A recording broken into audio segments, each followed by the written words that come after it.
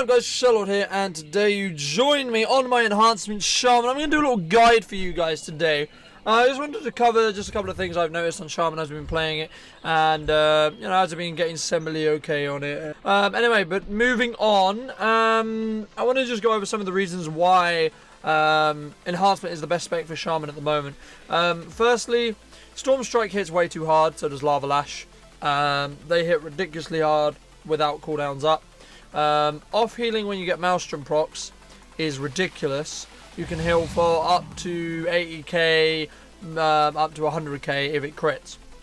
Also, you have raid-wide damage with the spread of Fire Shock, and then in turn Fire Nova using Lava Lash when you're running Pacific Glyphs. That will go over later for RBGs. But there's just ridiculous damage, like you can out-damage a DK and a Warlock if done right, etc. Also Purge, and if you're running a Glyph, which I'll go into later, really good against Resto Druids. You basically get Maelstrom procs whenever you Purge. This is really strong because it basically allows you to be self-sufficient whilst fighting a Resto Druid, because as they're trying to heal, you'll Purge off their hots, and then you'll get Maelstrom procs, which will allow you to off-heal yourself or do more damage with Lightning Bolt or Chain Lightning, depending on the circumstance. Moving on, we're going to be going into talents and glyphs today. These are the talents I'm running. I'll go over just some of the choices about why I use them. You can look and see what I run. Echo the Elements is a must-have. This basically allows your Lava Lash, Storm Strike, and Fire Nova to be 2 stacks and 2 charges of each instead of 1 charge, which is just insanely better than either of these. I haven't actually, to be honest, tried any of these, but this is just so broken that why would you not run it? Windwalk Totems, very useful. In some cases you will want to run Frost Power if you have, say, you're playing with a Paladin, because you already have the freedom, and the Root's chance is actually really strong against things that will kite you easily, such as mages or druids. It can actually really help to root the target. So even though druids can meld the root itself, however, there is a smaller chance that they're going to do that. Moving on to some other stuff. Call of the Elements. Call of the Elements is really strong. So say for example, I'm chasing a target. I've dropped my Windwalk and Earthbind Totem to get on the target. I cannot be slowed, and the target is being slowed by my Earthbind Totem. They managed to get away. Call of the Elements, resummon both. I'm now back on the target again, and it's reslowed again. So that's really strong. This is mainly to do with when you have like passive healing of yourself, and you want to kind of double into your passive healing when your team's taking heavy damage. Say for example, you're playing Turbo, your Warrior and your Druid are taking damage. You can pop this cooldown, and basically then you will top both of your teammates, because it will share 20% of all your healing to the rest of your party members around you. The rest I see is kind of mandatory really at this point. I'm going to move slightly onto glyphs. If you have any questions, feel free to leave them in the comment section below. And also, I'm actually running, at the moment, I'm running arena glyphs. I'll show you what RBG glyphs are in a couple of minutes. These are kind of what I would say is, what you have to run. It's Frostmourne weapon, so basically when you off-tack with your offhand weapon, you apply 50% slow for 3 seconds on the target. This is just basically helping a melee attack more melee. It's like a Warrior's Hamstring, just on a passive attack. Okay, Dragon, really? Let me turn off my in-game sound, because apparently the dragon's going to talk forever about someone doing their staff quest. So yeah, anyway, what I was saying about Lightning Shield. Lightning Shield is basically really strong because you keep it up all the time, and if it's 10% less damage, it's just broken. So the only time where you won't actually use this is when you are going to be doing RBGs, which I'll go over in a minute.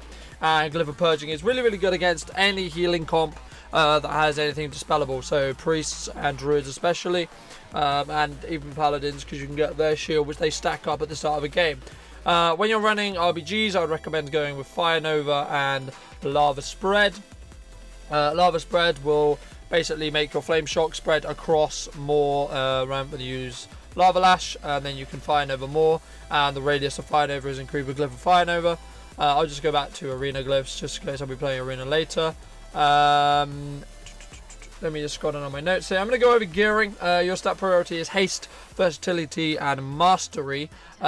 This is basically, I have been looking up some high rated shamans. Basically, what most people are doing is they're only going with the 2 set because it increases or decreases, crowd control effects by 25% for 30 seconds, and you don't really need the extra when for your proc. It's better just to stat the haste. So the items which you want are helmet and the chest plate for your chest, your actual shot chest, and everything else you want to get offset because it gives you really, really good versatility or mastery, which is best in slot shoulders and best in slot legs as well, which I have like 3 of them.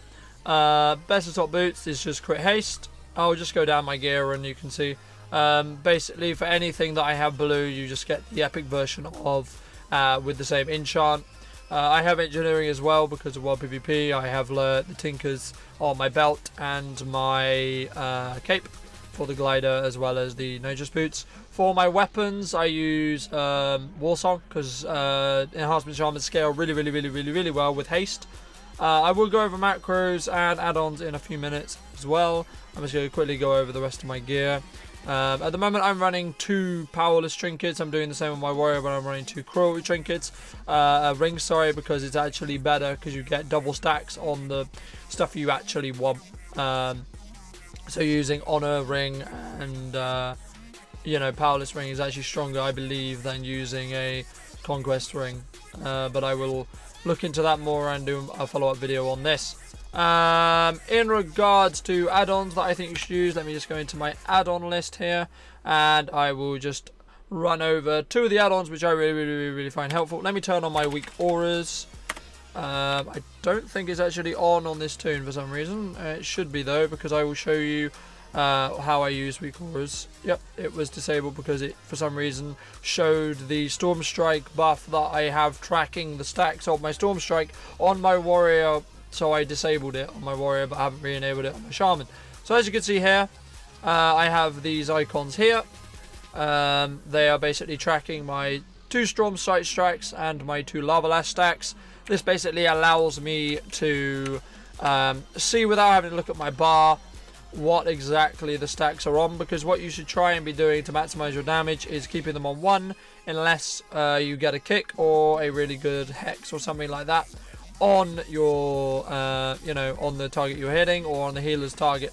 I also have my proc trinket here, which gives me the agility, and I also have one of my maelstrom procs that increases my haste, so I can see when them up. And also this little 3 blue squares, you can change the color. It's called Simple Shaman Resources. Basically this is my maelstrom procs. As you can see, the buff is in this top corner here, and basically this will show me when I have 5 procs. As you can see, that will just end and I hit for a 90k crit. You basically gain these by doing the following: I'm hitting auto attacks, I'm hitting auto attacks, I'm hitting auto attacks, I'm hitting auto attacks. I get 5 buffs, I off heal, there we go, and then you can toggle in and out of Ghost Wolf. I like the Spectral Ghost Wolf over the normal Ghost Wolf. It's just cooler. That's just personal preference.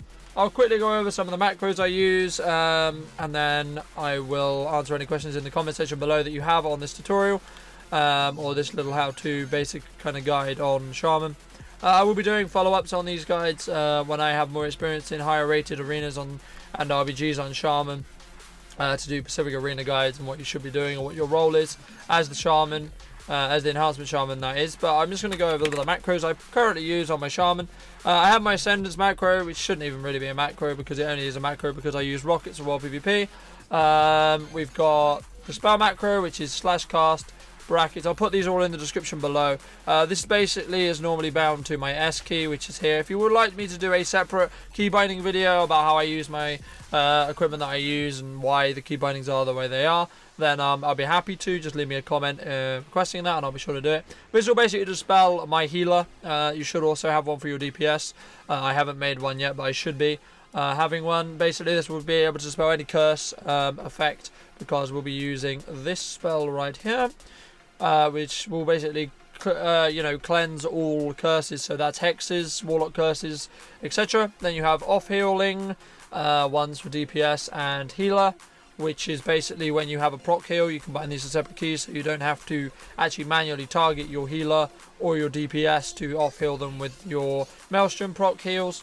Then you have, lastly, you have your 2 focus macros, which is your focus kick and your focus hex. Your focus hex will basically, if your focus exists, it will slash cast hex at your focus. If your focus does not exist, I bind just the button hex separately, so it's on 2 different keys, so I don't accidentally hex my target instead of my focus target. I prefer this. Some people prefer having just modifiers in the same button. That's also fine. I will also link an example of a modifier macro in the description below. I personally don't use them, and it's the same for my wind shear macro. In regards to, I like doing things like this. So say for example, this target dummy is the one I want to kick. I will set it as my focus. I would do this normally in GLaDOS by right clicking, and if I'm hitting a target over here, bam bam bam bam bam, I will turn, use the kick, and then carry on DPSing, because you do have a range kick which is ridiculously broken. You have a 25 yard range kick as a shaman, which is the strongest kick in the game by far, and it's only on a 12-second cooldown. So that's kind of the basic kind of stuff, that, you know, talents, glyphs, any add-ons I think you should use. If you want me to do a basic rotation guide, I can do that as well. Be sure to leave me, you know, feedback on this video, etc. Then and I hope you guys enjoyed this video. Remember to hit a like, and that phone helps out a lot. And if you would like to, you know, subscribe for more guides and stuff on and gameplay on Enhancement Shaman and also Warrior, then make sure to be subscribed. There'll be a link on the end of the video. And also, I'd like to thank you guys for watching, and I'll see you guys next time. Farewell. If you guys missed the last WoW related video, then make sure to hit the right link. If you would like to see yesterday's video, then make sure to hit the left link, and I'll see you guys next time. Farewell.